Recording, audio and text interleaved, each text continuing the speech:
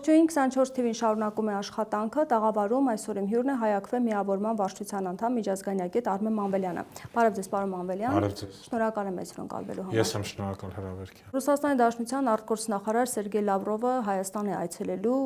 օրակարգային հարցերի մասին Հայաստանից չեն խոսում, բայց Ռուսաստանի Դաշնության արտգործնախարարությունից հայտարարություն կա, որ հանդիպման ընթացքում քննարկվելու է նաև հայ-ադրբեջանական, հայ-թուրքական հարաբերությունները։ Առհասարակ այցի հետ կապված ինչ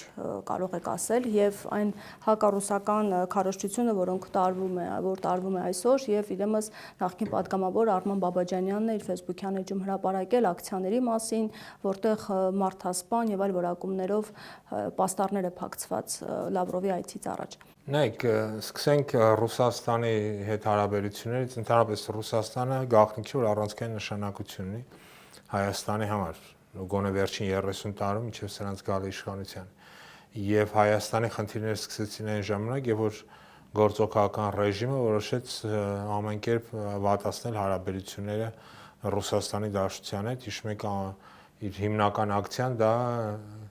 ՀԱՊԿ-ի գլխավոր քարտուղար Յուրի Խաչատրովի ձերբակալությունն էր, որը ուղղակի ապտակ էր թե Ռուսաստանին, թե ՀԱՊԿ-ին եւ այլն, եւ դրանից հետո սկսեց ՀԱՊԿ-ի հետ հարաբերությունների այն որակը, որը հասցրեց այն աղետներին, որը մենք տեսնում ենք։ Բայց միևնույն է, իրավիճակը սկզբունքորեն չի փոխվում, որովհետև Ռուսաստանը շարունակում է Հարավային Կովկասը դիտարկել որպես իր անվտանգության գոտի եւ շատ կարեւոր է ցանկանանք թե ոչ այդ երկրի հարաբերությունների բարելավումը։ Այլ հարց է ինչքանով սրանք կարող են այդ հարցի, այսինքն այդ հարաբերություններում ազգային շահի տեսանկյունից գործել, ցավոք սրտի փորձը ցույց է տվել եւ վերջին 7 տարիների այնց իշխանություն, որ ազգային շահ հասկացողությունը շատ դժվար է իրանք մեկնաբանում եւ շատ դժվար էլ հասկանում են։ Եվ որպես կանոն դա Ռուսաստանի հետ հարաբերությունների վատաթարացումն էր, որ տեսնում ենք վերջին 4-5 տարիներին հատկապես այդ նույն ժամանակ նաեւ սա էլ անկեղծ լինենք գործողական ռեժիմը նաեւ վատացրել էր հարաբերությունները արևմուտքի հետ եւ Եվրամիության եւ հատկապես Միացյալ Նահանգների հետ չի կարողանում հարաբերություններ կառուցել Իրանի Իսլամական Հանրապետության հետ ու այսպես շարունակ հենց որ ընդհանուր առմամբ մենք մեր արտաքին քաղաքականությունը կարող ենք եթե ընդհանուր նայենք ձախողված համարել այլ բան է որ սա շանս է էլի հիմա արսեն ինչքանով իրենք կարող են այս շանսից օգտվել եւ փորձեն ինչ-որ հարաբերություններ կառուցել։ Իսկ այդ քարոզչությունը հակառուսական, որ տարվում է, սա արդյոք իշխանության հետ համաձայնեցված գործընթաց է, դուք կարծում եք, որ Ռուսաստանի Դաշնության դեսպանատան առջև նման ակցիաներ է իրականացվում։ Այսինքն այդ հակառուսական տրամադրությունների տարածումը։ Նայեք, գաղտնիք չէ, որ ռուսատեացությունը այսօր բավականին մոդայիկ թրենդ է ամբողջ աշխարհում, հատկապես արևմուտքում, եւ արևմուտքի կողմից էլ լավ է ֆինանսավորվում է։ Եվս ու խոսքը գնում են քաղաքական ուժերի մասին, որոնք տարբեր առիթներով, տարբեր ձևերով համագործակցել են եւ չեն թաքցել, որ նպատակ ունեն համագործակցեն քաղաքական ռեժիմի հետ։ Եվ հետեւաբար ես համոզված եմ, որ առանց գործող իշխանությունների համաձայնության սենց ակցիաներ հնարավոր չէ լինի կազմակերպել։ Իսկ նպատակը որն է այս դեպքում։ Գիտեք, նպատակները կարող են տարբեր լինել։ Հիմա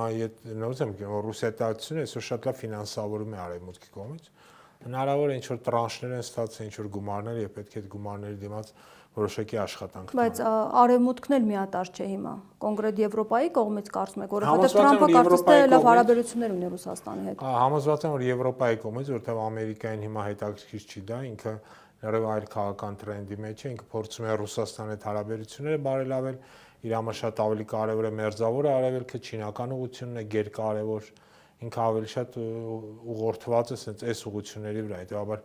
ռուսական ուղղությամբ ինչ-որ այն էլ այս մակարդակով հակառուսական sense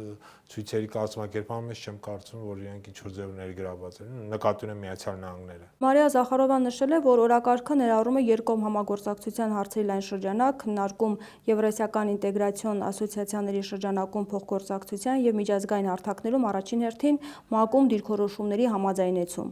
Մտքեր կփոխանակեն տարածաշրջանային անվտանգության հարցերի, այդ թվում հայ-ադրբեջանական, հայ-թուրքական հարաբերությունների կարգավորման գործընթացի շուրջ եւ նշել է, որ նախատեսվում է 2025-ից 2026 թվականների միջգերատեսչական խորհրդակցությունների պլանի ստորագրում։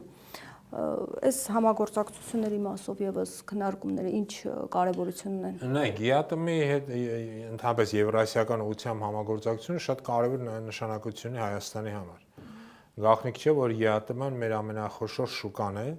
եւ հայկական ապրանքների 80%-ը գնում է ԵԱՏՄ շուկաներ եւ հատկապես Ռուսաստան։ Հետաբար եվրասիական ուղղությամբ հարաբերությունների կարգավորումը այդ հստակեցումը ինչի մասին խոսում է, սա նշանակում է մարդիկ վերջերս ուզում են հասկանան Հայաստանը գնում է Եվրամիության ուղղությամբ, հիշում եք օրենք են ընդունել, թե մնում է ԵԱՏՄ-ում, որտեղ ինքը չի կարող ձգտել Եվրամիություն եւ միաժամանակ մնալ ԵԱՏՄ, որտեղ թե Եվրամիությունը, թե ԵԱՏՄ-ը իրենց կառուցվածքով ասենք մաքսային միություններ են։ Հետևաբար դու չես կարող մի մաքսային միության անդամ լինես, բայց ձգտես մեկ այլ միության անդամակցել է։ Այսինքն հստակեցում է պահանջելու հիմա։ Միանշանակ հստակեցման մասն է խոսքը։ Եթե ձեր նպատակը Եվրամիությունն է, խնդրեմ սկսեք գործընթաց, իմ կարծիքով դրա մասին է խոսքը գնալու ԵԱՏՄ-ից դուրս գալու։ Իսկ ԵԱՏՄ-ից դուրս գալ նշանակում է, որ մեր արտահանման ամենախոշոր շուկաները կփակվեն։ ԵԱՏՄ-ից տվյալ դեպքում Ռուսաստանից եկող էներգագիրները մի քանի անգամ կթանկանան, այսինքն ինքը բավական լրջագույն խնդիրների առաջ կկանգնի Հայաստանը, եթե ԵԱՏՄ հետ հարաբերությունները չկարողանա կարգավորել կամ չկարողանա հստակ պատասխան տալ Լավրովին, հիմա իրանք ինչ են ուզում, Եվրամիություն, թե մնում են ԵԱՏՄ։ Այսինքն ըստ էության Սերգեյ Լավրովը գալիս է պարզաբանումներ ստանա, հասկանա թե ինչ դիրքորոշում ունի Իսկապես, ասենք դիրքորոշումների պարզաբանման կարիք կա, որտեվ հիշում եք, կազմակերպվեց ինչ որ Եվրաքվեանով կեղծիք, որի հենց հեղինակները նրանք են, ովքեր այս կեղծ ցույցերն են անում իբր թե Լավրովի դեմ, այդ կեղծիքը հետագայում անցավ խորհրդարան, ասենց բուրըն կերպով ընդունվեց քաղաքական մեծամասնության կողմից, բայց որը խնդիրներ է առաջացնում, որտեղ եթե դուք գնում եք Եվրամիություն, նախ եւ առաջ սկսեք ԵԱՏՄ-ից դուրս գալու։ Բայց արդյոք մենք գնում ենք Եվրամիություն եւ արդյոք հաշվի առնելով այն օրենքը, որը իրանք ընդունել են, չէ՞ պարլամենտական մեծամասնությունը ընդունել։ Բայց ընթացք որևէ ստացել է այդ օրենքին, այսինքն հետամուտ են եղել որևէ քայլեր ձեռնարկել։ Նայեք, այն որ այդ օրենքը մեզ հնարավորություն չի տալի Եվրամիություն ընդունել, դա ոնց ասում են ցանկացած նույնիսկ առաջին կուրսի ուսանողներն է པարս։ Ես չգիտեմ ինչքան է դա པարս այսօրվա խորհրդանական մեծամասնությանն, ինչքան հասկանում եմ, մեծ մասին པարս չէ դա։ Պարզա որ մենք Եվրամիություն այդ օրենքի ընդունման չենք գնում, բայց նաև պարզա որ այդ օրենքի ընդունման մենք հարաբերությունները Ռուսաստանի եւ ԵԱՏՄ-ի հետ սկսում ենք փչացնել, եթե չասենք արդեն փչացրել ենք։ Հիմա մարդիկ եկել են հասկանալ, Ժորժ ջան, դուք ուր եք գնում Եվրամիություն, այդ դեպքում բարի եղեք դուրս եկեք այս մաքսային միությունից։ Նույն ես հիշում եք սկսեցի Յուրի Խաչատրովի ձերբակալման փաստից, երբ որ Մոսկվայից զանգեցին, ասեցին նախ Յուրի Խաչատրովին ազատեք աշխատանքից, ինքը ձեր ներկայացուցիչն է հապկում, գլխավոր քարտուղարի պաշտոնից ազատեք, դիմեք, որ մենք ազատենք, հետո ձերբակալեք, որից հետո ինքը երբեք ձերբակալված չէ։ Հիմա նույն իրավիճակն է, նախ եկեք կողմնորոշվեք, սկսեք դուրս եկեք ԵԱՏՄ-ից, հետո որ ուզում եք գնացեք, սա է հարցը։ Դրումը որ արվելու է Լավրովի կողմից։ Դուրս եկեք ԵԱՏՄ-ից, հետո ուզում եք Եվրամիություն մտեք, ուզում եք գնացեք, չգիտեմ, Մարս, Յուպիտեր, ուր ուզում եք գնացեք, ինչ միության ուզում եք գնացեք, միացեք, բայց նախ եւ առաջ սկսեք ԵԱՏՄ-ից դուրս գալու գործընթացը, եթե դուք լուրջ եք տրամադրված։ Կարծում եք հիմնական թեման այս ԵԱՏՄ-ին է վերաբերում։ Սա է եւ երկրորդ մասը, որ դուք կարդացիք, սա մակում դիրքերի ճշգրտումն է, չէ՞։ Մակում դիրքորոշումների համաձայնեցումը։ Հա, որտեվ վերջին քվեարկությունը, որ եղել է Ռուսաստանի հետ կապված Ուկրաինայի առաջարկով Հայաստանը այդ քվեարկությանը կողմ է քվեարկել։ Այն դեպքում, որ նույն Եվրամիության շատ անդամ երկրներ ձեռնպահ են մնացել, Ադրբեջանն էր ձեռնպահ մնացել, բայց Հայաստանը փաստորեն հակառուսական փաստաթղթին կողմ էր քվեարկել։ Այդ դեպքում Միացյալ Նահանգներն էր ձեռնպահ մնացել։ Բայց Հայաստանը կողմ էր քվեարկել։ Հետևաբար, եթե դու ԵԱՏՄ անդամ ես, եթե նաև շարունակում ես ՀԱՊԿ-ի անդամ մնալ, ապա իհարկե հարցերը պետք է ճշգրտվեն, կամ մենք միասին ենք քվեարկում, կամ սկսեք թե ՀԱՊԿ-ից, թե ԵԱՏՄ-ից դուրս գալու գործընթաց։ Ես համոզված եմ, հենց այս հարցադրումներն են լինելու վաղը սեղանի։ Այսինքն կոնկրետ որոշում պետք է կայացնի Հայաստանի իշխանությունը։ Այո, Հայաստանը կոնկրետ չի կարող Հայաստանը միաժամանակ ընդունի օրենք դեպի Եվրամիություն գնալու մասին եւ միաժամանակ մնա ԵԱՏՄ անդամ։ Անկամ եթե գործընթացը ընթացք չունի, այսինքն դա որոշում է եղել եւ ընթացք չունի, սա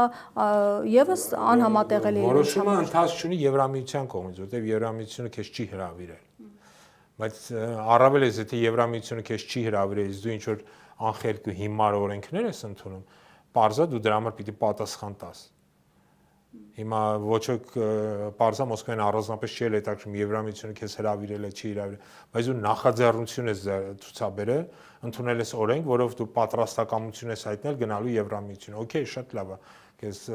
պատասխանել են։ Դեպքում եկեք նախևառ դուրս եկեք այս միությունից միաժամանակ երկու մաքսիմում միության անդամ լինել հնարավոր չէ։ Այսինքն ձեր կարծիքով նա գալիս է այստեղ նաև տրամադրությունները եւ Հայաստանի հետագա այսպես ծրագրերի մասին տեղեկանա արտաքին քաղաքական ոլորտում ինչ դիրքորոշում են ունենալու առասարակ։ Այն ինչի մասին մենք խոսում ենք, շատ առանցքային ռազմավարական խնդիրներ են։ Եվ ստեղ ոնց որ ասում են երկիմաստություններ լինել չեն կարող։ Կամ մենք շարունակում ենք հարաբերությունները վատացնել Ռուսաստանի հետ, դուրս գալով հավաքից կամ ձևանելով որ դուրս են գալիս, սկսելով դուրս գալ կամ ձևանելով որ սկսում են գետից, կամ այդ ձևանելը այդ մանկամիտ տհասությունը կանգնեցնում ենք եւ սկսում ենք նորմալ հարաբերություններ կառուցել։ Կամ իսկապես դուրս են գալիս, որովհետեւ չեն կարող անդադ ձևի մեջ լինել։ Միջազգային հարաբերություն դա ընդունված չէ։ Բայց իրենք ասում են դուռը բաց է, երբ ուզում են կարող են գալ։ Ով էր ասում։ Հենց հապ քարտուղարներ ասում։ Նախ պիտի դուրս գան, որ հետո ներս մտնեն։ Որտեղ իրանք ասում են հեսա դուրս են գալիս, սառեցում ենք եւ այլն, բայց իրականության մեջ ոչ սառեցրել են հարաբերություններից, ոչ է դուրս ենք եկել։ Ասում են, ինչ որ կիսա կախված իրավիճակում են գտնում։ Խնդիրը դրա մասին է։ Սա երկար տևել չի կարող։ Կամ դու հապկի անդամ ես, կամ դուրս ես գալի։ Եթե դուրս ես գալի, խնդրեմ, սկսի այդ գործընթացը, որ հասկանանք։ Ճշգրտման հենց դրա համար է գալիս է Լավրովը եւ ոնց ասած հարցերը կամ-կամից դուրս գալու եւ մեջ դնելու մասին է խոսքը։ Օրինակ Փաշինյանը պարզաբանում է այդ Եվրամիության միանալու այդ ստորագրահավաքը եւ նախագիծը նա ասում է սա ընդամենը ներկայացնում է որ 50,000 60,000 մարդ կողմ է որպեսզի մենք Եվրամիություն գնանք այլ բան մի մտածեք հիմա սա արդյոք քաղաքական կամ իշխանական դիրքորոշում կարելի է դիտարկել։ Սա մանկամիտ դիրքորոշում է, հասկանում եք, լուրջ մարդը առավելևս վարչապետի պաշտոնը կրող իր վրա չի կարող ուղեկավարող Հայաստանի պետությունը այդպես մանկամիտ տհաս հայտարարություններ են, հասկացեք, սա անլրջության մասին է այդ մարդը խոսում, որ 7 տարի լինելով իշխանության, ինքն չհասկացավ այն պատասխանատվությունը, որ ինքը կրում է։ Իսկ ինքը պատասխանատու է ոչ միայն իր համար կամ իր ընտանիքի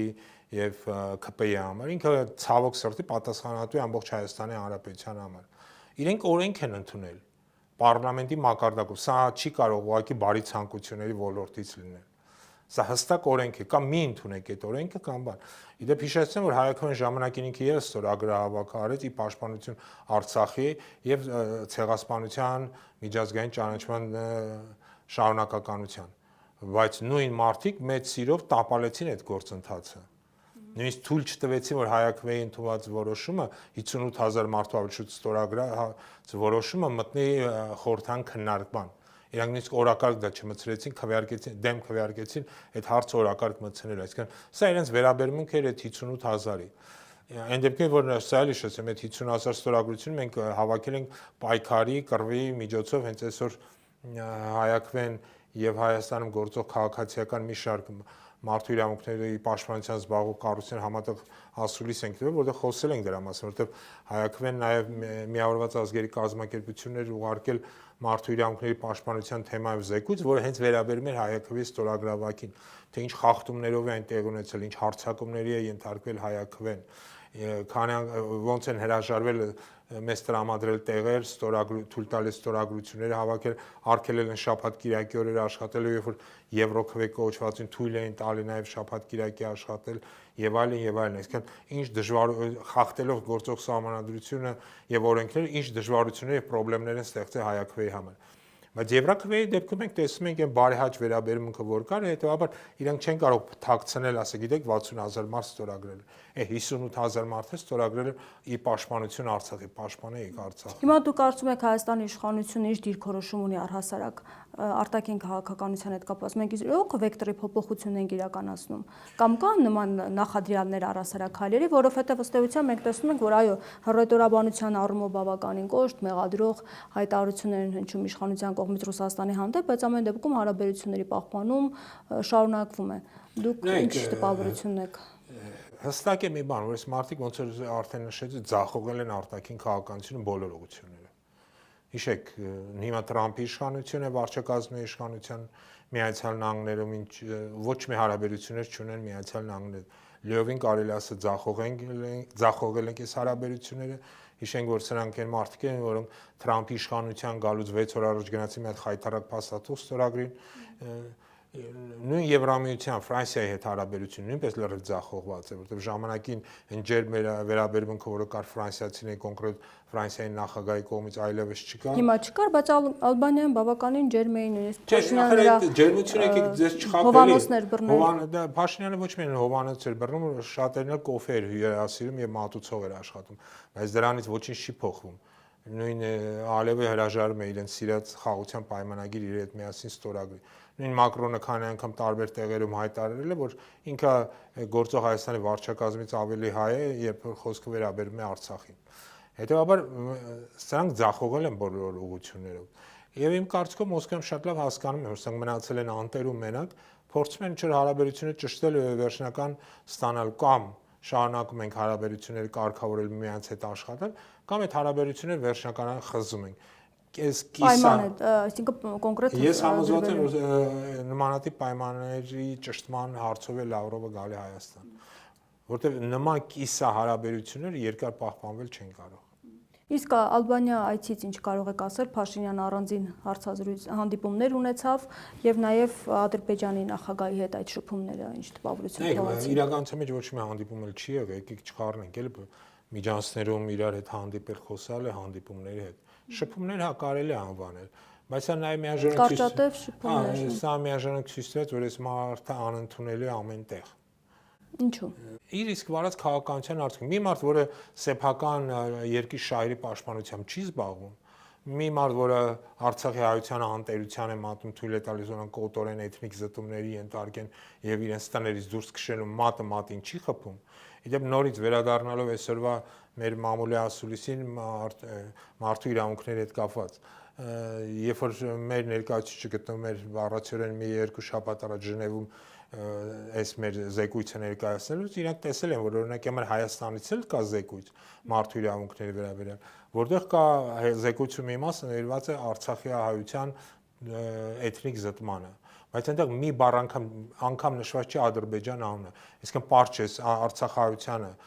ովքեր են դուրս մղել իրենց տներից, ովքեր են դուրս հանեկշել, Ադրբեջան բառը ասենք վախենում են նույնիսկ օգտագործել։ Հետևաբար խոսել այս մարդկանց ինչ որ շփումների, ինչ որ հարաբերությունների մասին անհնար է, նորից եմ կրկնում, մարդը, որ իր երկրի շահերով, իր ժողովրդի շահերի հետևից չի գնում, չի պաշտպանում, չի կարող հարգանքի արժանանալ ոչ միտեղ նույնիսկ իր թշնամիների կողմից։ Ինչու այդքան քննադատվեց, երբ Փաշինյանը Ալիևին ասում էր գնանք սուրճ խմենք։ Ինչ վատ բան կա այդտեղ, որ այդքան քննադատության է արժանանում։ Եվ Ադրբեջանի նախագահի նաև պահվածքը, որ հետո կգամ, իհարկե հասկանալի է, որ դա հատուկ արվեստ է սախցիկների առջև, բայց ամեն դեպքում ինչու է այդքան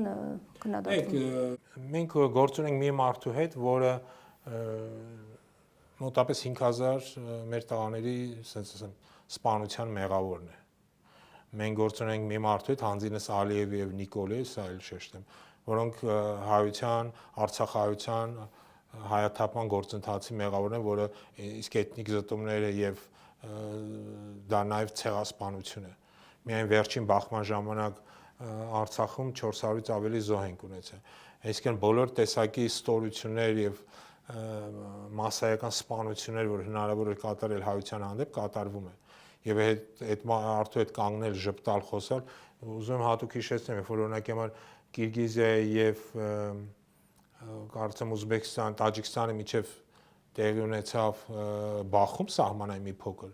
Հաջորդ օրը իրենց նախագահները հանդիպեցին խոսալու մեջ, իրենք հրաժարվեցին միայն ձեռ սխմել։ Քանի որ արուն էր թափվել։ Բայց անցել է մի քանի տարի, բանակցություններ են եղել, հանդիպումներ են եղել։ Այդ բանակցությունները միայն Հայաստանը ավելի իհարկե չպետք է լինի, որտեղ այդ բանակցությունները միայն էլ ավելի են ստորացրել Հայաստանը, որտեղ այդ բանակցությունները արդյունքում Հայաստանը էլ ավելի մեծ տարածքներ է կորցրել, որտեղ այդ բանակցությունները գնում է Հայաստանի ստորացման ճանապարհը, որ պահանջում են քո սահմանադրությունը փոխել ու դու գլուխը կախ ասում ես այո կփոխեմ, սրանից հետո ընդամենը դու ինչ որ չգիտեմ հարճի կարգավիճակ ես ձեռք բերում, քո ժպիտն էլ հենց նույն քո թշնամու կողմից դիտարկվում է որպես մարդ, ով որ ընդամենը հարճ է եւ պատրաստ է հանուն Ադրբեջանի շահերի ամեն ինչի գնալ։ Իհարկե չի կարելի այդ տեսք ունենալ, այդ վիճակով գնալ քո թշնամու այդ բանակցությունների։ Ինչ ուզում ես արա, ինչ տեսք կամ ինչ դիրք ուզում ես ընդունի, միևնույն է, այդ մարդիկ քեզ չեն հարգում։ ու չեն էլ հարգելու ու դա չեն թաքցնում։ Դրա վկայությունն ենք այդ հանդիպումները։ Իսկ Էրդողանի պահվածքը ինչպես կմեկնաբանեք, այն որ նա հարցնում էր Փաշինյանից արդյոք ամեն ինչ լավ է, Ալիևի հետ խոսակցությունից հետո Փաշինյանը ժպիտով պատասխանում է, ասում է այո, հետո նա բութմատով նշան է ցույց տալիս, որ այո, դե լավ է, որ այդպես է։ Մեկնաբանվեց նաև, որ հատուկ է անում Էրդողանը, սա նաև միջազգային հանրության ուղերձ է, որ ես եմ այս ամենը ղեկավարում, իմ համաձայնությունը պետք է լինի այս հարաբերություններում կամ համաձայնության մեջ։ Դուք ինչ կասեք։ Գիտեք, ես դժվարանում եմ մեկնաբանել, թե Էրդողանը ինչ նկատի ուներ, քեր բութմատը տնկե եւ այլն եւ այլն։ Բայց նորից եմ կրկնում, Թուրքիան պաշտոնապես մի քանի անգամ հայտարարել է, որ Հայաստանի հետ հարաբերությունները կբարելավի, եթե Հայաստանը կատարի Ադրբեջանի բոլոր պահանջները։ Հասկանալի է, դրանից հետո պարզ է դառնում, որ հույս ունենալը, որ ինչ որ Թուրքիան կարող է, ասենց ասեմ, միջնորդ լինել հայ-ադրբեջանական հարաբերություն, սա միայն մի մարդ կարա մտածի, որը շատ վատ է հասկանում արդի միջազգային հարաբերությունները ընդհանրապես, ու մեր պատմական անցյալը մասնավորապես, որտեվ այդ ամբողջ պատմական մեր անցյալը ցույց է տալիս, որ մարդիկ ընդհանրապես մի բան են ուզում հայերին ոչնչացնել եւ դուրս մղել իրենց տներից, դա ոնց կանեն պատերազմով կանեն, տնտեսական կամ շրջափակման միջոցով, տնտեսական ճնշումներով կամ շրջափակման միջոցով կանեն էական չի, բայց իրենք այդ քաղաքականությունը երբեք չեն կանգ առնել։ Նայեք, իրենց թվում է, որ իրենք Արցախյան էջը փակել են, հիմա իրենք բացում են նոր էջ, որը կոչվում է Արևմտյան Ադրբեջան։ Նկատի ունեն Հայաստան Հանրապետության այս տարածքը, այսինքն Հայաստանի նկատմամբ այս նկարտումները երբեք կանգ չեն առնի։ Եվ ուզում Էրդողանը լինի, ուզում Էրդողանի փոխարինի մեկ այլ մարդ կամ Ալիևը կամ Բայց ամեն դեպքում այդ Էրդողանի պահվածքը, հա, ինչ նպատակ ուներ առհասարակ։ Հասկանալի է, որ ինքը հետաքրքրված է, հրապարակային էլ խոսում է այդ մասին, ասում է գնացեք Ադրբեջանի հետ հարաբերությունները բարձեք, հետո մենք խոսենք, բայց ամեն դեպքում այդ ցուցադրական նորից եմ գնում, ես դժվարանում եմ ասել այդ պահվածքը ինչի մասն էր կամ ինչ էր նշանակում։ Բայց միանշանակ է, որ այդ պահվածքից կամ այդ ամեն ինչ ոչինչ չի փոխվում։ Գիտեք, հույսներս դնել, թե Էրդողանը կարող է լավ պահվածք ունենա Նիկոլի հանդեպ ու դրանից Հայաստանի հանդեպ ինչ-որ մի բան կփոխվի, սա նորից, ասենց ասեմ, թույլ մտածող գործող այսօրվա քաղաքական ռեժիմի չգիտեմ հույսն է, էլի, որ հեսա Էրդողանի հետ լավ կլինեն, հիշում եք, գնացել էր գրքով նկարվել էր Էրդողանի նվիրված եւ հույս ունեմ, որ Էրդողանը իրաց տեր պիտի Բայց ինչ հաշվարկ կա դրա տակ, որ իսկապես Թուրքիան կարող է երաշխավոր լինել անվտանգային Հայաստանի համար։ Շատ հնարավոր է այս մարդիկ մտածում, որ իրենք հեզ են ու հնազանդ, ապա հայտնի հայկական երգ է նման եղիր հեզ բանող ես, այսինքն այդ տրամաբանության մեջ շատ հնարավոր է հույս ունեն, որ իրենց այլևս իրենց նկատմամբ փոքր ավելի լավ կլինեն։ Չհասկանալ, որ միջազգային հարաբերություններում առավել եւս Հարավային Կովկասում, առավել էս Ասիայում սա երբեք չի անցնում, ընդհանրապես թույլենի սղ չեն հարգում, ու շարունակաբար միայն ճնշելու են։ Իսկ համաձայնության հետ կապված ինչ եք կարծում, Ռուսաստանը կարող է այստեղ դերակատարում ունենալ, թե ոչ, թե Հայաստանի իշխանություններից հնչում է, որ մենք երկկողմ բանակցություններ ենք վարում եւ համաձայնեցումը չպետք է Ռուսաստանի հետ, այսպես իրենց միջնորդությամբ չպետք է լինի։ Հիմա, բայց առաջարկներ Ռուսաստանից հնչում են պարբերաբար։ Կարծում եք այս հարցը եւս քննարկման առարկա է դառնալու։ Համոզված եմ, որ այս հարցը եւս քննարկման առարկա է լինելու, որտեվ նայեք, ցանկացած, եթե կնքվելու է ինչ-որ պայմանագիր, կարևոր չի անում ինչ կդնենք, ապա այդ պայմանագիրը իրական ուժի մեջ կմտի, եթե ունենա միջազգային որոշակի երաշխիքներ։ Իսկ միջազգային երաշխիքներ կարան տան միջազգային տերություններին, Ռուսաստանը, Միացյալ Նահանգները կամ այլ երկրներ եւ այլն, այսինքն գոնե այս երկուսը պետք է անպայման լինեն։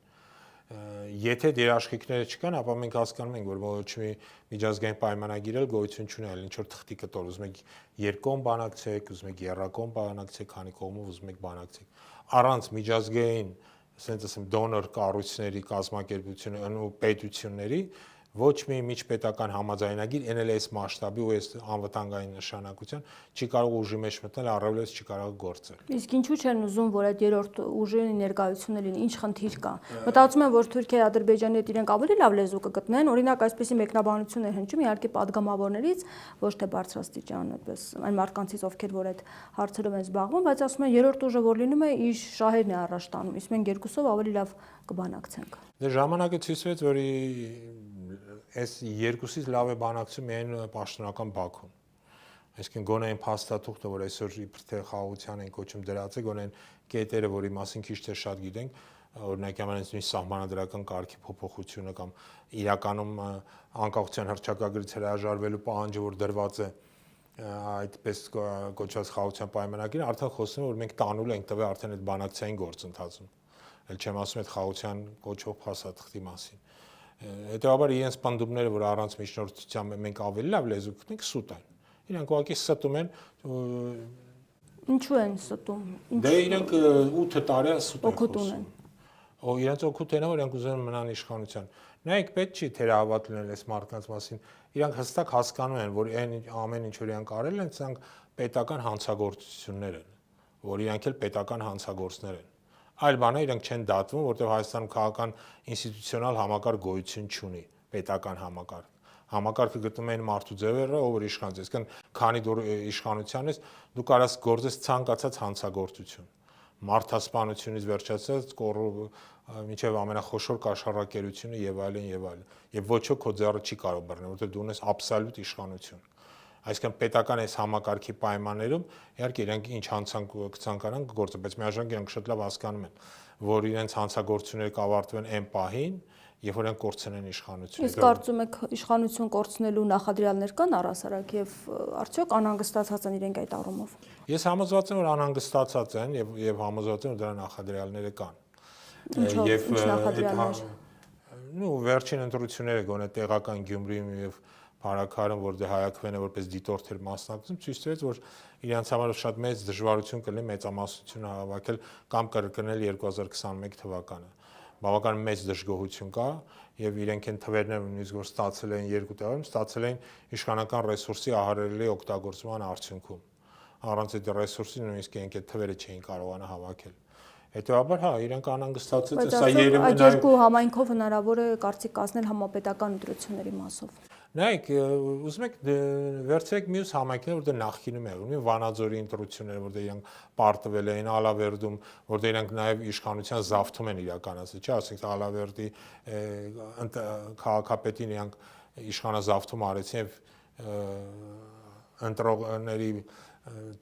խափելով ընտրողներին վերցրեցին իշխանություն, երբ որ մի քանի այսպես կոչված ընդդիմադիր ավականու անդամներին քաշեցին իրենց կողմը, նույնը արեցին Վանաձորում, նույնը արել են տարբեր այլ համայնքներում, Վարդենիսում եւ այլն, այսինքն այս գործընթացը արդեն ցույց է տալիս, որ համայնքներում իրենք չեն վայելում աջակցություն, իսկ համապետական մակարդակով էլ ավելի ցածր է իրենց ռեյտինգները։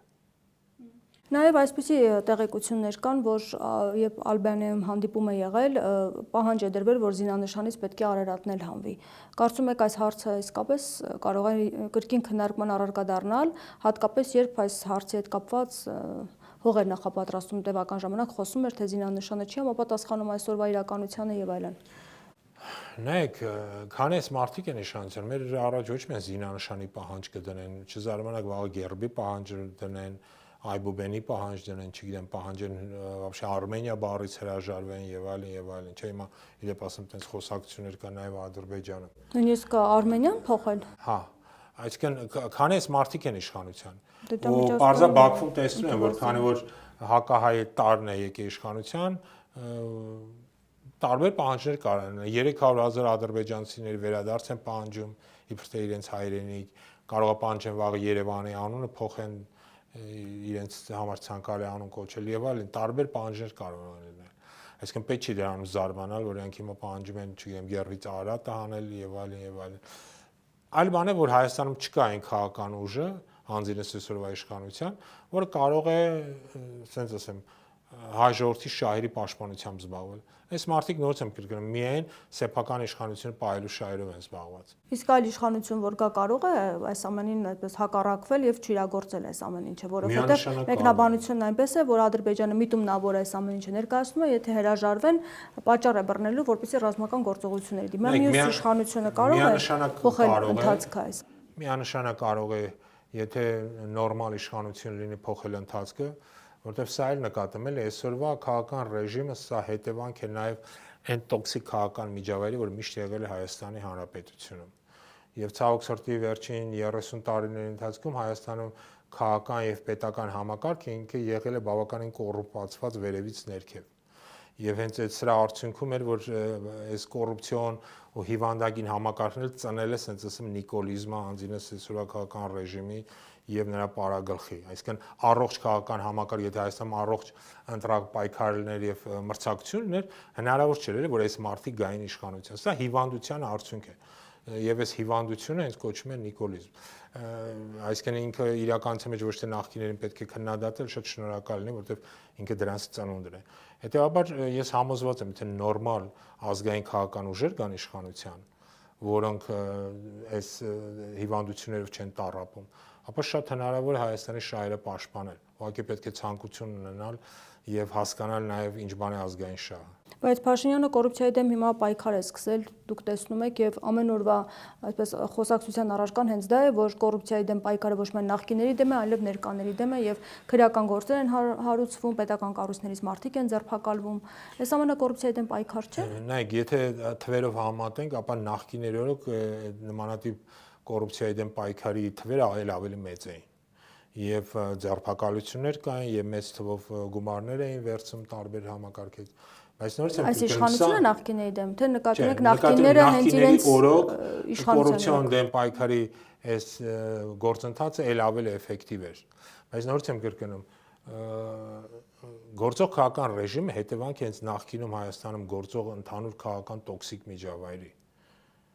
Հետևաբար սրանց ու նրանց նմանությունը ձեզ չպիտի զարմացնի։ Այսինքն, որ ինքը ասում է, որ ինքը պայքարում է, երբ են Հայաստանի Հանրապետությունում ասել, որ իրենք չեն պայքարում կոռուպցիայի դեմ, երբ են Հայաստանում ասել, որ իրենք չեն պայքարում, չգիտեմ, ընտրախախտումների դեմ, միշտ էլ ասում են։ Ու միշտ էլ հավաստիացնում են, որ ոչ ընտրախախտումներ են տեղ ունենում, կոռուպցիա չկա եւ այլն եւ այլն։ Բայց մենք արդյունքում տենում ենք երկրի վիճակը միայն վատացել է, որովհետեւ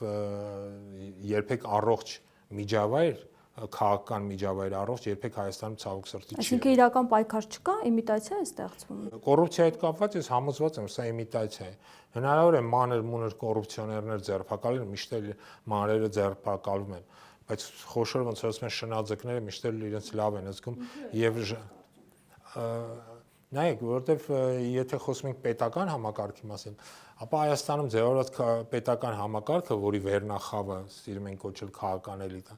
ինքը միշտ եղել է քրեա օլիգարխիկ, բոլորի օրոք, բոլորի ժամանակ, եւ այդ քրեա օլիգարխիկ համակարգը ցանկացած միջավայրում իրեն շատ լավ է զգում։ Նայեք, իշխանությունները փոխվել են, սրանք են եկել, որոնք իբր թե